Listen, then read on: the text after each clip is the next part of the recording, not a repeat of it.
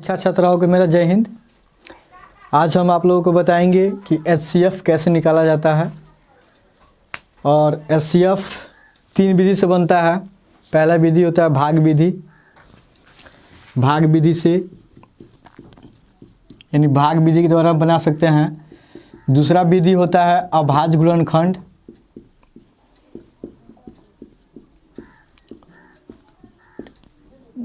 इसको एलसीएम के द्वारा भी हम निरूपित कर सकते हैं। अभाज्य गुणनखंड यानी एलसीएम निकाल सकते हैं। और तीसरा होता है यूक्लिड विभाजन एल्गोरिथम। तो 3 विधि से हम एचसीएफ निकाल सकते हैं, लेकिन यहाँ पे हम आप लोगों को बताएंगे भाग विधि के द्वारा और यूक्लिड विभाजन एल्गोरिथम के द्वारा। हालांकि इम्पोर्टेंट है यूक्लिड विभाजन एल्गोरिथम। आप लोग स्टैंडर्ड 10th के स्टूडेंट हैं, इसलिए आपको जानकारी होना चाहिए यूक्लिड विभाजन एल्गोरिथम बनाने से पहले भाग विधि कि भाग विधि से कैसे बनता है। तो सबसे पहले हमें यहाँ पे 225 और 40 का एचसीएफ ज्ञात करना है। तो देखेंगे कि दोनों में बड़ा कौन है। तो इन दोनों में बड़ा कौन है? 225। यहाँ पे लिखेंगे 225 और ये बड़ा का चिन्ह है, यानी मुंह जहाँ खुला रहेगा यहाँ पे जो बड़ा मुंह रहेगा बड़ा का संकेत करता है, और यहाँ पे जो छोटा चिन्ह है मुंह बंद है यहाँ पे, तो ये छोटा का संकेत कर रहा है, यानी 40 इससे छोटा है और ये 225 यहाँ पे बड़ा। यूक्लिड विभाजन का सूत्र होता है A बराबर BQ प्लस R। और यहाँ पे A जो होता है इसको हिंदी में कहते हैं भाज्य, B को कहते हैं भाजक, Q को कहते हैं भागफल और R को कहते हैं शेषफल।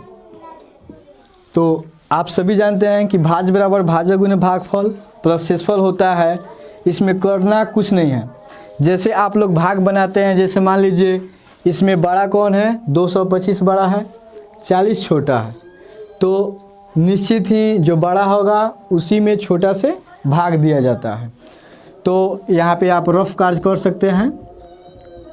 रफ कार्य 225 बड़ा है 40 से, तो हमको 225 में भाग देना है कितना से? 40 से। देखेंगे 4 पचे 20, 200 5 बार में 200 आएगा। फिर इसमें से माइनस करेंगे तो 5 होगा, यहाँ पे 2 और 2 2 कट जाएगा। 25 हमारा शेषफल बचा। फिर इस शेषफल से हम क्या करते हैं कि ये जो भाजक होता है इस भाजक में भाग दिया जाता है। तो यहाँ पे भाजक हमारा है 40 यहाँ पे आ जाएगा। फिर अब जो शेषफल हमारा था यहाँ पे 25, इससे भाग देंगे इसमें, एक बार में 25 हो जाएगा। माइनस करेंगे 5 1 15। अब हमारा शेषफल यहाँ पर कितना प्राप्त हुआ? 15। फिर वही दोहराएंगे, फिर 15 से भाग देंगे 25 में, यहाँ पे 25 15 0 2 में से गया 1। फिर 15 में भाग देंगे। यही प्रक्रिया बार बार हम करते आएंगे।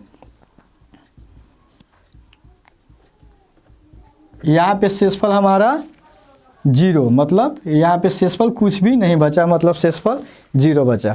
और यह प्रक्रिया हम तब तक दोहराएंगे जब तक कि हमारा शेषफल शून्य प्राप्त नहीं हो जाता। तो ये विधि जो है ये भाग विधि है, लेकिन हमें बनाना है यूक्लिड विभाजन प्रमेयिका। इसको कहते हैं यूक्लिड विभाजन प्रमेयिका। हमको यूक्लिड विभाजन प्रमेयिका का इस्तेमाल करके और इस सवाल का हल करना है। सीधी सी बात है, यहाँ पे जब हम इसका सॉल्यूशन करने जाएंगे तो लिखेंगे कि 225 बड़ा 40। यहाँ पे इसलिए ये क्वेश्चन हो गया हमारा 225 और 40। इसके बाद जो बड़ा है उसको लिख देंगे। ये जो मुंह खुला रहता है जहाँ, वो बड़ा होता है, और जहाँ मुंह बंद रहता है ये छोटा को सूचित करता है। इसके बाद लिखेंगे यूक्लिड विभाजन प्रमेयिका का प्रयोग करने पर, तो हमारा यूक्लिड विभाजन का सूत्र यही होता है, A बराबर BQ प्लस R। ठीक है, इसके बाद प्रथम चरण, यानी देखना हमको ये है कि हम कितने चरण में इस प्रश्न को कंप्लीट किया है। पहला चरण हमारा यहाँ से यहाँ तक हुआ, दूसरा चरण यहाँ से यहाँ तक हुआ, तीसरा चरण यहाँ से यहाँ तक हुआ, चौथा चरण यहाँ पे, और ये टोटल 5 चरण में हमारा प्रश्न कंप्लीट हुआ है। तो उसी प्रकार इसको भी एडजस्ट कर लेंगे। प्रथम चरण में हमारा क्या हो जाएगा, A के जगह पर 225 हो जाएगी बराबर B, यानी सूत्र देखिए, भाज्य बराबर भाजक गुने भागफल प्लस शेषफल होता है। तो यहाँ पे भाज्य यानी A का काम कर रहा है 225, तो 225 लिख देंगे। B यानी भाजक, जिससे भाग दिया जाता है उसे भाजक कहते हैं। तो 40 से हम भाग दे रहे हैं, यहाँ पे 40 हो जाएगा, गुने भागफल, भागफल हमारा यहाँ पे आया है 5, तो Q की जगह पर हो जाएगा 5, प्लस है तो प्लस, R का मतलब होता है शेषफल। तो शेषफल हमारा कितना आया है यहाँ पे 25 लिख देंगे। हमारा यहाँ पे पहला चरण कंप्लीट हो गया। ठीक इसी प्रकार दूसरा चरण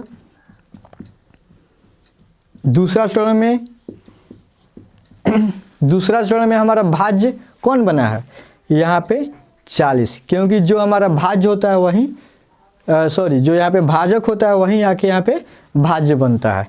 तो A यानी भाज्य की जगह पर हमारा हो जाएगा यहाँ पे 40 बराबर, अब यहाँ पे भाजक का काम कौन करेगा, शेषफल, यानी जो यहाँ पे शेषफल होता है वही भाजक का काम करता है। तो शेषफल हमारा 25 है, 25 हो जाएगा, 25 से भाग दिए हैं कितना बार में, एक बार भागफल आया है तो एक भागफल हो जाएगा, प्लस शेषफल हमारा कितना बच गया, 15 बच गया। कोई दिक्कत, यहाँ तक तो कोई दिक्कत नहीं होना चाहिए आपको। आगे बढ़ते हैं। फिर इसी प्रकार तीसरा चरण में फिर जो हमारा शेषफल जो आएगा, शेषफल वह भाजक का काम करेगा, और जिससे भाग दिए थे वो हमारा भाज्य बन जाएगा। यहाँ पे 25 भाज्य हो जाएगा, भाजक का काम करेगा 15, गुने भागफल एक बार आया है तो 1 प्लस शेषफल आ जाएगा 10। यहाँ तक कोई दिक्कत नहीं है। अब आता है चौथा चरण। फिर ये जो सूत्र हम लिख रहे हैं ये बार बार रिपीट करेंगे, प्रत्येक चरण में इस सूत्र को हम लोग लिखेंगे, ये लिखना जरूरी है। ठीक है, चौथा चरण में फिर A बराबर BQ प्लस R, A का काम फिर कौन करेगा, यहाँ पे जो B है भाजक वो यहाँ पे आ जाएगा। ठीक है, यहाँ पे हो जाएगा 15 बराबर B जो शेषफल है वहाँ पे भाजक बन जाएगा 10 गुने 1 प्लस शेषफल बच जाएगा 10 से कम 10, कितना बचा है 5 शेषफल बच गया। ठीक है, अब यहाँ पे चौथा चरण कंप्लीट हो गया, यहाँ पे बना दें पांचवा और अंतिम चरण। फिर इस सूत्र को यहाँ पे फिर रिपीट करेंगे, A बराबर BQ प्लस R। A बराबर A की जगह पर कौन काम करेगा, यहाँ पे 10 बराबर B कौन आया है 5 गुने Q की जगह पर 2 और प्लस R, शेषफल कितना आया है 31, यहाँ पे काटे हैं, इसका मतलब शेषफल हमारा कुछ भी नहीं है, शून्य है। और जब तक शेषफल हमारा शून्य नहीं आएगा तब तक ये प्रक्रिया करते रहेंगे। शेषफल हमारा शून्य आ गया, यहाँ पे हमारा प्रक्रिया कंप्लीट हो गया। अब हम देखेंगे कि किससे कटा है। यहाँ पे भाजक हमारा कितना है 5 है, 5 से यह संख्या कटा है, यहाँ पे भाजक 5 है, तो इस प्रकार हमारा HCF कितना हो जाएगा, जिस संख्या से कटता है वही हमारा HCF हो जाता है। तो HCF हमारा क्या हो जाएगा 5 हो जाएगा आंसर। उम्मीद करते हैं कि आप लोगों को समझ में आ गया होगा। मिलते हैं अगले क्लास में। जय हिंद।